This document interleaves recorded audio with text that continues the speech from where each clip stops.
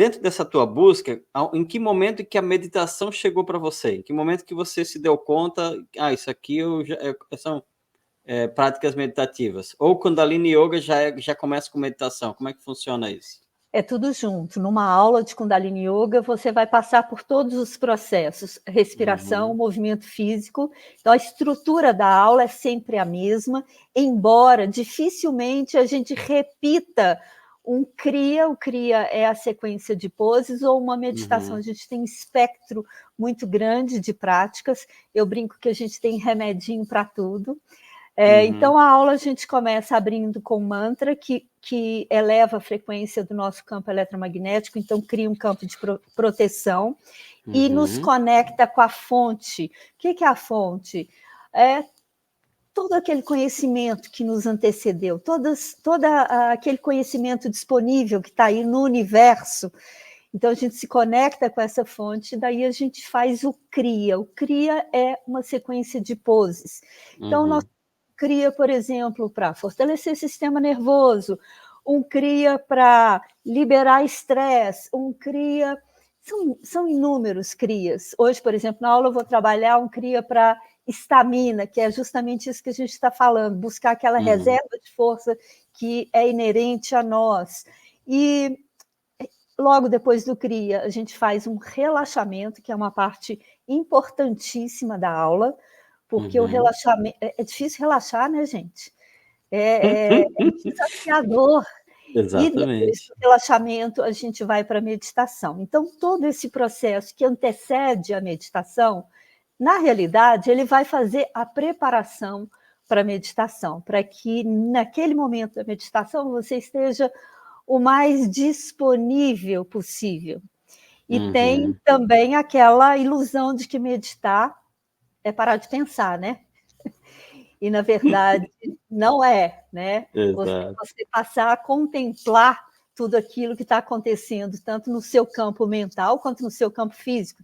Sensação, desconforto, dói aqui.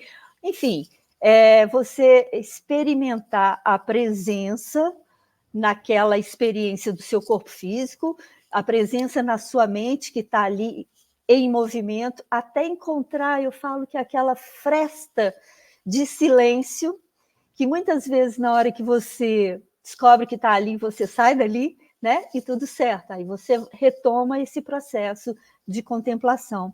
E no Kundalini, diferente de outras técnicas, né? Não estou não validando outras técnicas, eu acho que todos os caminhos são espetaculares, todos os caminhos levam a esse lugar do lugar que o buscador busca, né? Mas no Kundalini a gente usa vários recursos que facilitam essa trava mental, né? Inclusive trava ocular, o movimento dos olhos. Então, leva ao meditador, principalmente aquele que está querendo iniciar e que ainda não tomou coragem, a experiências muito profundas, sabe? É importante trazer isso para os nossos ouvintes, né? Porque às vezes a pessoa ela quer simplesmente, agora eu quero meditar, então senta e fica quietinho e pronto. E a preparação, e o preparar o corpo, preparar o campo, o corpo, a emoção, a mente, o espírito para aquele momento é muito importante. Né?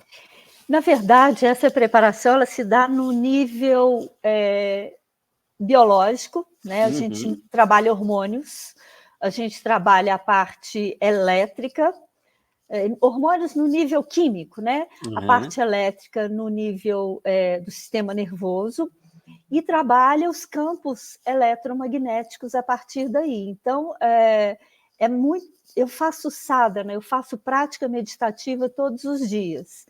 O dia que eu faço um Kriya, uma sequência de poses, algo às vezes rápido, antes da meditação, a qualidade da minha meditação melhora. O que não quer dizer que, eventualmente, meditar não seja um inferno. Acontece também. Né? Você visita lugares terríveis, né? Eu brinco que às vezes você senta para meditar, começa a fazer a lista do supermercado, da lista do supermercado você já vai para os seus dramas pessoais, e isso é importante a gente frisar, porque a meditação ela não é um fim em si. Essa meditação não foi boa porque eu fiquei pensando. Não, a meditação ela é um processo de limpeza do subconsciente para que você, como ser humano, manifeste e se projete nessa vida na sua plenitude, usando todos os seus belos recursos do seu corpo físico e dos seus corpos sutis. A gente é uma máquina maravilhosa. Meditação não é um fim em si mesmo, não é um processo. Agora, atingir o estado de meditativo ou meditação e pronto, acabou, né? Encerra por ali, amanhã vai ser igualzinho, depois vai ser igualzinho. Não, né? Muito pelo contrário. E é bom a gente ter consciência disso. De que vai ter dias que a gente, sim, vai ali, vai se preparar e vai realmente avançar, vai chegar no estado, nossa, legal, bacana, né? E vai ter momentos a gente volta lá atrás, né? Avança e volta lá atrás. E volta. E aí é entender que cada vez mais o estado de... Quanto menos briga com isso, quanto menos luta contra isso, melhor é o estado de observação, né? Daquele momento, daquele acontecimento. Cada dia é um dia. Hoje a gente está num estado, uma percepção com os pensamentos. Amanhã, no mesmo horário, vai estar com outras questões, né? E é bacana ficar atento a isso e, ao mesmo tempo, medita nisso. Medita. Medita que isso passa. Na verdade, a meditação é uma metáfora da vida, né? A forma como você está ali naquele seu processo interno, como a sua mente reage, como o seu corpo reage, é exatamente como você reage aos desafios da vida. E quando a gente vai promovendo, quando a gente consegue entrar num processo de limpeza do nosso subconsciente, de uma maneira bem simples, o que eu poderia dizer é que a gente para de reagir e passa a agir. Então, a gente limpa os nossos medos, né?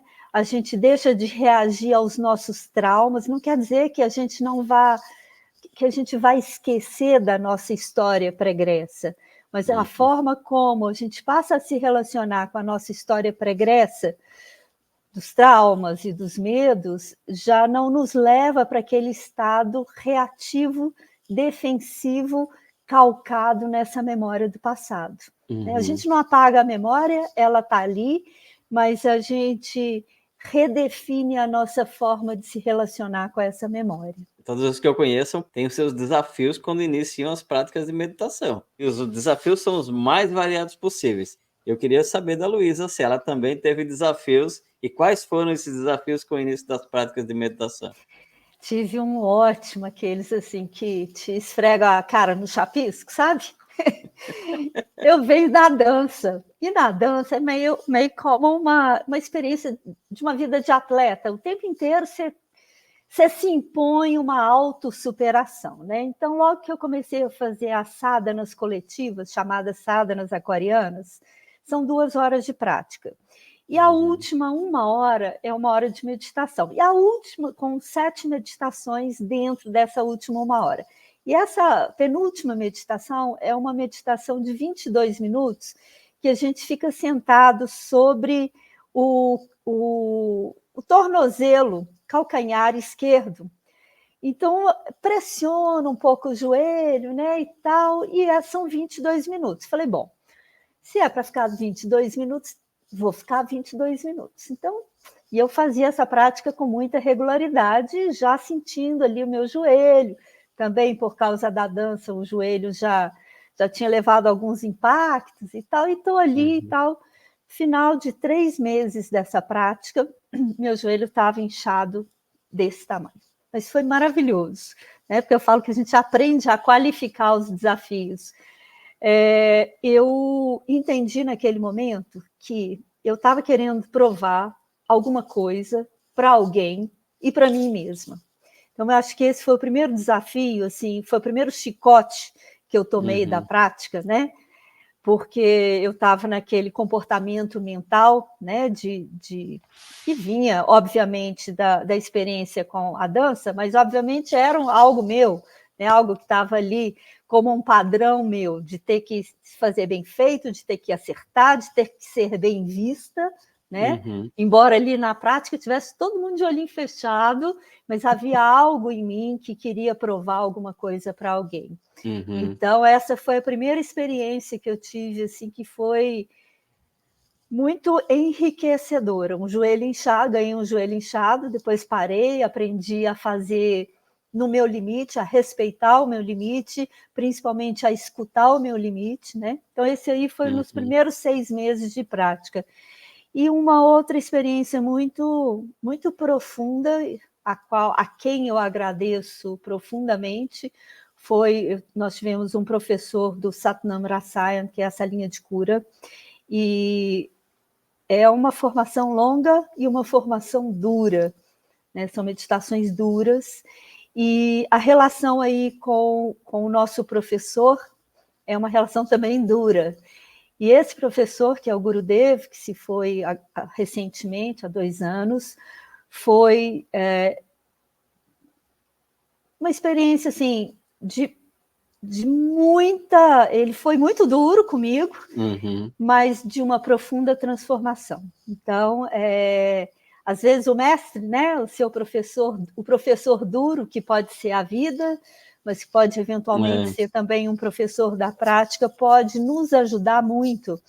Ele enxergava através de mim, então eu ia com os meus filtros, né, as minhas máscaras, e em momentos muito rápidos ele desconstruía essas máscaras, e isso me ajudou a dar grandes saltos. Então eu digo que esses desafios que nos acontecem, voltando à história de que toda essa prática é uma metáfora da vida e um espelho do que somos e do que a nossa mente é, esses desafios são, de fato, as nossas alavancas para nos transformar. Se eu contar a história de frente para trás, né, de hoje para trás, é possível perceber que tudo que eu fiz me trouxe para esse lugar que eu estou agora, me deu recursos para estar realizando, porque eu tenho a minha prática pessoal e é óbvio que você vai elevar o outro, vai ajudar o outro a partir do momento que você vive também a experiência, mas tudo isso que eu fiz, né, da dança, do teatro, das artes plásticas, trabalhar em televisão, na comunicação, me deram subsídio, me deram recursos hoje para estar aqui com o meu aluno, para estar no processo de apoio, né, para que a gente não cura ninguém, né, para que as pessoas que escolham esse caminho possam trilhar esse caminho.